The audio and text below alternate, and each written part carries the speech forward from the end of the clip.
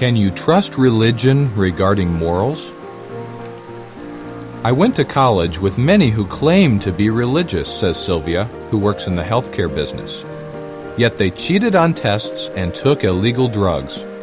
Religion had no effect on their personal lives. A man named Lionel states, "My workmates lie and call in sick when they are not really sick." Religion is something that they have but don't use, like a piece of furniture just for show. Religion does not exert a powerful moral influence in the lives of most people. Many today have a form of godly devotion, but prove false to its power. 2 Timothy 3:5. Their religious leaders have not set the right example, nor have the clergy given their flocks the needed scriptural counsel to live morally.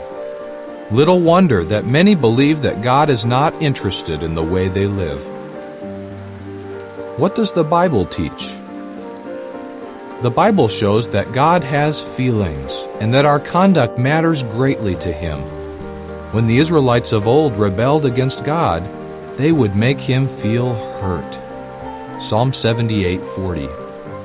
However, there is great joy in heaven when a person sincerely changes his wrong behavior.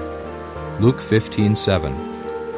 When a person comes to appreciate our Heavenly Father's beautiful qualities, his love for God will grow, motivating him to love what God loves and hate what God hates.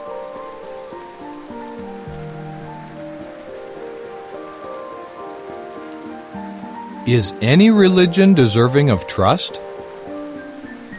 If a particular religion has disappointed you, you may find it hard to trust any religion. But be assured that a religion worthy of your confidence does exist. When He was on earth, Jesus gathered a group of faithful followers and taught them to live by God's standards. Genuine followers of Christ, conscientious individuals who endeavor to live by Christian standards, still exist. Where can you find them?